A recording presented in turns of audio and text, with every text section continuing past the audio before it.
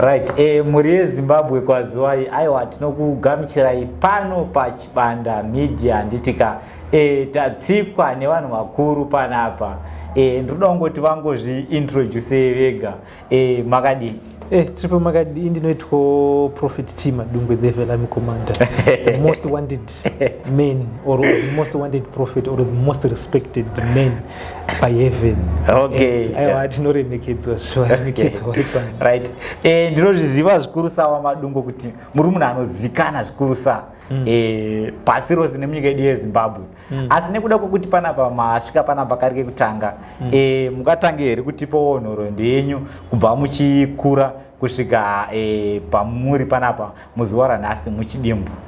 Alright, muchidimbu ndingangoti ndakakurira kuShurugwi, then I relocated to Savane. Ndakakura chienda kuAFM, ndakakura ndiri muno anoda zvechechi. Okay. Saka ndakakura ndichishandiswa naMwari ndichiparidza, ndina kutanga nhasi kuparidza. I grew up preaching, ndapedzawo ndatsvagawo mabasa, kusvika Mwari wazondisheedza, ndobva ndazochitanga basa rangu, ndazovhurawo chechi yangu currently, kusvika ndazovawo nechechi neThe Velami Commander post, ndo muchidimbu zvandingakwanisa kutaura. Alright, zita reministry inonzi kudini? Ministry inonzi Remain and Desire for All Nations Ministries. Okay. Remain and Desire for All Nations Ministry. Okay, right. Tromboziwo apa makarooreka kuti musati kana prophet is happily married. I married even a happy family. I wasn't sure what wangani kana chiya information evelami but tine vana. Okay. Ne mukadzi ne noti vakawanda zviwanda iwa. Nandove vakawanda ndo one wife one husband is the Bible says. Okay. Okay, right. Touya pana we calling yenyu mimi. Makaziva sei kuti makadanwa kuti muparidze shoko raMwari? Right, ndingati I grew up preaching. So my mom kuti aingoti asati mufundisi unofaura rombe. So tapedza chikoro ndakati handide zvechifundisi. I ran away for almost 7 years ndisingadi zvibasa but ndezviziva. Because ndakatokura zviri mandiri ndichitoparidza kumayouth ndichitodi. Then ndatiza kudaro svika Mwari wazondiforsa kusvika ndasvika ndazoacceptawo then ndazovasangana vamafundisi vaingoti uri kutiza basa raMwari. That's why life I started to live miserable life kusvika ndazoaccepta then ndakubva ndaaccepta 2011 kuti Mwari ndiri pano. Then God said first 40 days then God confirmed by number 20 pazvatozoita auto. Okay. Okay, right. Tinombodzoka kumashure shomanana. For the past few years, mune video yamakambotrenda imimi muchinzi makamisa zuva. Saka ruzhinji rukade kuziva kuti chii chakanatsoitika kuti musvike pakumisa zuva imimi. Alright, I was at another unspecified place and nditaura nzvimbo ipi iyoyo anditi chibva kupraise ndirikunanga prayer. So ndapedza kunamata, that was kuma 2-3 anditika by peace. It was summer. Ndadaro ndati Mwari apa ndakafasta because my days achindanyanya kufasta. That was 2010, 2011, and I fasted almost chikafu ndaisati uchiziva nditi. So I was tired, someone akafasta zuva zviwirani ndinopa ndati Mwari handisi kubva kunoroya nditi ndimisirewo zuva. Ndakangotaura declaration ndadaro just a word. Just a word. Denga rakazara makore, razara makore, the sun stopped. Makore ndokubva avhara. Poche kudai zuva rakamira rakati ga ndairamba ndichipisa pozi rakangomira rine chipisa pozi ari pakati nditi. So rakamira zuva ndobva paita makore. Ndobva ndaenda chinosvika kumba makore ndobva disappear. Rakamira kwenguva yakareba sei? Ndingakuti the journey was almost 20 to 30 minutes. 20 to 30 minutes. Yes. Right. Zuva inini sekunzwisisa kwandoita inini ndo rinovhenekera nyika. Saka munorova here kuti mimi pamakapa that command iyo kuti Mwari vakumisire zuva pasi rose rakatombove nerima. Hapana kuita rima. Anomonza kuti the sun rakamira. Kutocha right. Charakamira kufamba noti kutocha. Okay. Zvava noti mota iri kufamba ine malights anditika yongomiswa. Asi noti malight achaona. Arikamba chiona ati malight ariona. Okay. Zuva nezvinhu zvaroita rakaramba richiita. Anditika then after that we reset everything. Kuti zuva ridzokere time frame yayo. Kuti risabuda time frame. Kuti by 6 o'clock rabuda. Kuti 30 minutes zeza dzinobva dzaitwa squashed. Kazoita video right inoona reba 200 MB yo squashwa ndo the system yatakashandisa. Okay, ndo zvakaitika ipapo. Ndo zvakaitika. Asi mari ripo apa waripo zvokuti zvana edzi zvaita zvidiki zvakakensa power iripo. Kenza ita idiki profit aiwa ndazoti munorapa kenza needzi ndazotaura chokwadi because ndinasi ndinorapa idini. Anorapa. God use. Vanoporesa apana chinoramba. Ari masati malepros yanga iri maperembudzi. Lepros ndo yanga iri ndo covid iri. Hakuna chirwere. But chinozoti ati zvirwere zvarapika mukasateerera Mwari. Leviticus 26 inozoti mukasanditeerera chakupai zvirwere zvingarapiki. Mwana chirwere chiramba kurapika musi kuteerera Mwari chete. Mukateerera Mwari hapana chisingarapiki. Okay, right. Tine imwe nawo zvakare yakambonetsa makore adarikayo. Imimi handizivi kuti makatanga muchizviti here kuti maizviti Deputy Heaven Army Commander. Toda kuziva kuti vamazozviti zvakare you are now the Heaven Army Commander. Toda kuziva kuti makapromotwa sei from Deputy to Heaven Army Commander. Alright, inini Heaven Army ndakajoin as a soldier at the age of 4 years. Ridika bandava loyalty. Loyal mbazonzi. Sezvinoita kuarmy kana kumabasa esu kwaoneka washanda nguva refu ndandashanda almost kuma 20 to 30 years ndiri very loyal and argue zvatangodzitoita vazonzita kupromota to the Heaven Army Commander to be the deputy nditika pandashanda futi loyalty yangu chichi after 5 to 6 years nditika ndobva ndazopromota futi kuti now you deserve kuti uchitora the Heaven Army chita because your loyalty ndokupromota kwandakaita my loyalty ndiri munhu ari very loyal I don't argue with God. Zvanangonzi ndite ndoita sezvozvo. Alright, musati mapiwa chigaro imimi chekuva Deputy Heaven Army Commander akanga ari pachigaro ichocho ndiani? Alright, the honor of Heaven Army is God, Papa Sina. Then when the deputy, the supervisor, the honor of the maposta ese yanga astorida. Zvane ministry Zimbabwe hakuna ministry iripo. President ndiye anongofotora zvapera. Ndiye anodaisa Ministry of Defense wakati azoda Ministry of Defense hayi. So maposta yanongokirirwa Mwari boss vari kuda. So kanzi takuita the deputy boss hapana pandanga kuita ngwenda nepamusoro. But maposta anga astoripo ina anga sina munhu. Ndichibva ini napasina munhu. Saka anongokirira zvinonzi takuisa Ministry of Rural chichi. Zvaunongo zvinongoda zvakangofanana. Zvauri kuda ngokirira business wana nepamba pako. Hakuna rongesheni kuti wardrobe inozo ndiona kuti ndoda kuisa apa zvinhu zvaunoita zvaunoda. So the honor of the Heaven Army ndakazi ndakuchiti the deputy ndova ndakwira bandaraisa funita simba spiritual mandazoita the Heaven Army Commander. Iye Mwari anonzi Michael. Mwari na Michael chino one anonzi the honor of Heaven Army anonzi the Army Commander anonzi the honor of Heaven Army. Okay, right. Pane imwe nayo ndoda kunzwisisa zvakare. Katiti munhu arida kuuya kuti ataure nemi munhu waMwari one on one. Mune muripo wamunopa here kana kuti zvinofamba sei? Kuna munhu waMwari asi mahara. Inda. It's appreciation, you appreciate. Alright, but ndine imwe vhesi yandakamboita kama cross nayo. Matthew 10 vhesi ya 8 inoti iyo poresai vanorwara, mutsai vakafa, natsai vane mapore mbudzi, budisai mweya yakaipa, makapiwa henyu chingopai henyu. Ko imimi munozoda kudzibhadharwe sei? Alright, ani muri kunzwa?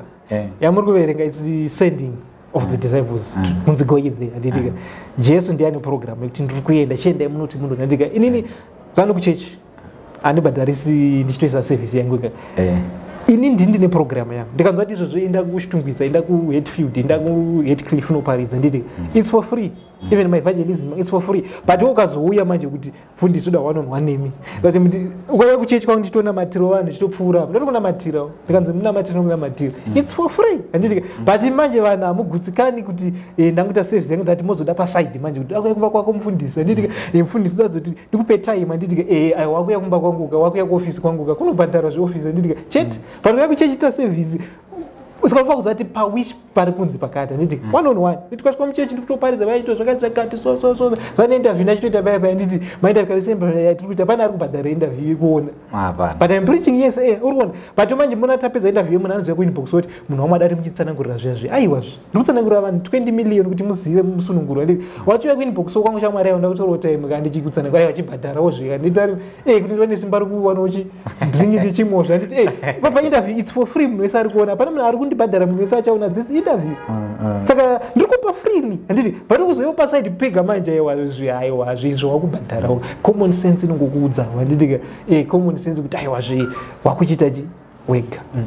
Alright, ndine imwe nyaya zvakare ruzhinji rungade kuziva kuti imimi munorarama sei ndozoti zvinhu zvese zviri munyika zvoda mari imi munorarama sei semunhu wa Mwari? Alright, inini ndinorarama nemaautomatic eveland. How just vanounza mota takutoita basa raMwari nemudziyo zvanditika ndozvinondiraramisa nevana vanonditeverawo matithe maofferings. Ini ndiri full time basa raMwari, handina basa randoita. Yes, I'm a businessman. Mabusiness angu ndinoita handirambi. I'm a businessman, ndomarket mabusiness evanhu endoza even zvaimbi zvizvo ndechipowo tumasensi twangu. Handitika pandinochengetwa naMwari, Mwari anongomutsa maravens ndo vanhu handiti vanondichengetawo chechi basa raMwariwo. Zviri biblical. VaRevhi vakanzi havaiti minta vafundisa. Handitika vanodya pachi muchechi matithe nemachi. kuNew Testament ikoko haachanzi matithe, chakunzi maofferings. Offering and my thanksgiving ndo zvatana nazvo. Thanksgiving tithe ngati 10%. My thanksgiving unondipa pay yese kuti mufundisi oipay. Saka ndo zvinondiraramisira izvo. Saka unzani matithe enyu tije tite matumbu nyadzo. Bozi ukachiti ndina matirei ndisina rent. Handina panchakwasa kunamatira. Handiti saka uchisvika pamunhu waMwari make sure ende zvakanoti lese ndine rent ye200 handiti kumba nditi wosvika kuti afundisi ndaona matiro $20 ofenzeti kuna matiro ndakuboti katwinda kundakutowedzera rent handiti ndakuti kuna matiro fast handiti but manje wongoya uri empty handed handiti maybe handina kutodyawo ndini 2 days handiti ndinoona kupisimba ndondoona zvesati ndapedza kuna matepray. Alright, kuno umwe munhu wekuti anogona ange nechido chekuti awine something but nekuda kusituation zvinhu zvakatomudzvanya auye ari empty handed. Munoita semunhu akaita sei ipapo? Hakuna munhu anonzi empty handed. That's why that hatisi price nditika. Unouya wotaura kuti ndikwaza zvakati handiri. Hakuna munhu anoshaya varume. Jesu anoti pavanobvisa maofferings. Jesu ari pakavarika vachibvisa kanzi uyu mukadzi ndiye apa zvese akapa zva ende akapa tungati the lowest money yainzi penny. Kana zvakazi munhu mutinoti iwo nditi mari yatoshandisa ngati mari kushanda iko zvino it's 100 bond. Nditi ndo yakauya na 100 bond. Ukashaya 100 bond the lowest. But Jesu akati ndiye apa kudarika vese boza apa zvaanga anazvo zvese. Aushayi. Handiti hauzoshayi as long wapa nemoyo wese zviri zvese. Handitika ukauya kati mufundisi varume ndinoona $1 zveshuwa $1 ndowana. Handitika zviri zvechokwadi. Handitika tinonzwisisa sisi saka kuti mukadzi ndiye apa kudarika munhu wese boza apa zvese yanga iri chirikadzi futi. Saka kuti ndiri chirikadzi hazvishandi chero chirikadzi haushaya hakuna oraiti kurarama kuti udya uri kushaya here. Handiti plus chinhu chaunoda you strive for it nothing chemahara. Handitika iwe uchida something handitika unotsvaka. That's why alright mota matv amotenga chakamboya nyora handiti unonobhoruwa kudai kuti zvibatane even kwaMwari why chimoto zvemara zvamari hane zvemari saka ndinofa ngoenda but iwe nhasi rwara iwe mari ndadza kubuda here iwe kuti uende kuchipatara munhu rwara izvo zvichiranzi bada ma500 madzowanika why muri kukoshesa saka wai musingakoshesi basa raMwari. Saka mona kuti basa raMwari harina basa manje mupane vanhu mimi basa raMwari ndo chinhu chinofanira kuti mutokwereta kana kutodii kana kuti unganzi hama kuti munhu uyu arume ari kutambara nemwetsvina akatibata nzemari anonamatirwa motsvaka mari yenyu refu toenda kudhilivha yakuna zvemahara mushana even mushana wacho nomufambira mushana wangobudi woyamba mako mushana wakambona uchiyamba mako kuti ndauyamba muno aiwa zuva ndere mahara but unorifambira nditi inonzi appreciation hasi kubhadharisa tikada kubhadharisa yamuzvikwanisi vanhu ini ndinodhura even lami komanda ungamuona nemapepe ma$US uri kuenga ndikwanisa kundibhuka ndingada kuti chero gorid hazviko because ni heaven ndine mansions nini magold because ndiri heaven lami komanda heaven ine gold nezvi zvakako I'm rich akuti amuna Bill Gates mwana mudiki pakupfuma mwandire mwana mudiki kuresa Bill Gates atimuverengi kupfuma. Okay, right. Spiritually or physically? Zvese physically because nina ndina upfumi hwepanyika chete no kudenga gold rekudenga rongokwana muruoko muno mukamwe rinorema ndireka gold renyu rese ramunisana una China mjetiri pa foreign exchange zvazoti harisi gold rere ifake gold kudenga kune original rekuti rinokwana muruoko maiwa nyika dzese amburi ndikauya naro pano banyika muri kubayini mari dzese ndinopedza US Treasury Bank yese zvapera musina kana anything but ndinopedza zvese pano mari yeAmerica yega aikwani kana kutenga kana gold rinokwana muruoko yese iri kusikurira the whole world yamunoti materials nechi hazvitengi gold redu mwana mudiki US dollar chiro pound hazvitsi mari zvazvo kune inonzi value zvinhu zvekudenga zvine value noti zvenyu zvinhu zvimafeki izvi chitoona US tototi haifeki muri kumanya hamusati maziva gold hamunoziva because harisi gold remoti gold riye. Aiwa tichipedzisa chirongwa chine chiprofetika tikuziva kuti nyika iko zvezvi yatarisa nekutsvaga mutungamiriri wenyika handitika pasarudzo dziri mwedzi unoyo kana sikakanganise zvangu mungakwanisa here kutiudzawo kuti kana kuti mune zvamakaratidzwa here kuti achazowina pasarudzo idzi ndiani? Alright, ndofunga ndakataura ndikati over last year chitanga 2022 January. Nikati according to the heavily statistics, pane meeting inogarwa madzimambo kana achigarwa pacho new leader tinotanga tagayaswa pasi isusu the amitoudzwa zvakuitika. So hatisati tapiwa that meeting kuti paitike political change structure in Zimbabwe, so which means the government iripo iri kucontinue. Okay. Hatina dambudzika nazvo, God has approved it. So vota yenyu, but leaders are not just chosen by elections. Elections futi not a wrong way to choose a leader. Coup not a wrong way to choose a leader. Those pani coup, pani my elections, pani mechi so far 3. Jana says pani ku resign ku tonofosa on resignation and did potsvaka new leader 3 dzose dzodzo. Saka muna voterwa nemuna dai kuna mwari mesi makangofana neaita coup kuzoita kunijepo pino mu president kuna mwari zvakafanana ma elections coup ne resignation zvakafanana. A leader not anointed by God in heaven. Do you know the leader achuzwa zvokuzoti pazoya necoup kana kuti rigging if even in my elections pa rig zviverenga kudenga zvese zvinoverenga kuti mari kwangoti uri kuwina chiro because kuti even ukano riga even ukaita coup even ukaita chi kana mwari wasina kuti you a leader auiti leader. Saka zvakuzoitika zoti munhu ariga ita ma elections zvazoti atinei nazvo zvese tongotasa kudenga kuti agadzwa ndiani zozoti azopinda necoup ne election ne rigging ndezvekwenyu zvose atitarizvo zvakadai songotasa kudenga agadzwa zvapera zozoti azopinda sei atinei na ezvo. Okay. Alright, mashoko enyu ekupesera zvakare mobva matipawo ma social media handles enyu just in case kana panoda kukuita sei kukufollow. Alright, mashoko angu ekupedzisira ndoti kuvana veZimbabwe. Mufundisi kama kuda zvokunamata chimboonai vanonzi Madungwe. Vanonzi Madungwe vanonzi Madungwe. Chimboonai Madungwe dzevela mikomana. Munzati inini Zimbabwe ndokuna kuisira ma revenues kunjudona. Makangu government yeZimbabwe chimbondi promote yoso kana kuti mungoti tina ivela mikomanda. Varungwani vakazara muno mamusiri kuona varungu. Varungwani ita dust muno kazvichwe bosi.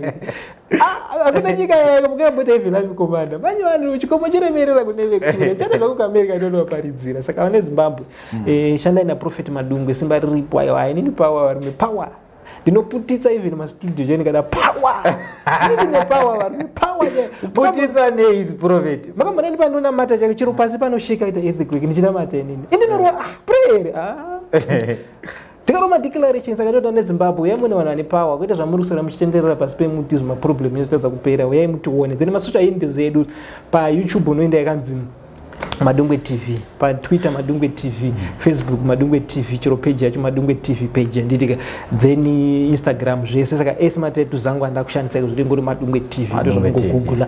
Then number yatinoshandisa 0776231156 ndo number yedu jedzokorudza number 0776231156 ndo number yedu. Then kana une mota yako ema automatic evelend kushandira mwari unounza pa number iyoyo kana une imba kana stand kana une chi zvese mwari vachitira zvakanaka but chimbozama mwari wa Prophet Madungwe chimbozama mudharano Madungwe ngobona kuti akuna nona Prophet anoramba kadaro azviti aiwa akuna waona evela mikomanda just kungo aiwa power iripo chiro even pafondo kuna matira kana uchida atidi vanhu vanouya achiti ndiri ku UK ndinamatire kana uyo pa UK it's online ka neo badra online paper money nditika iso mari pamukuru nditi udaona matirwa request yako ku UK tangaisa mari yako pamukuru tangaisa mari yako pa Western Union kana pa MoneyGram nditi because kana ngodo zve online usoda kuya pandiri kuzondona 1-on-1 unobhuka toita zvese but kana pari papo unouyawo.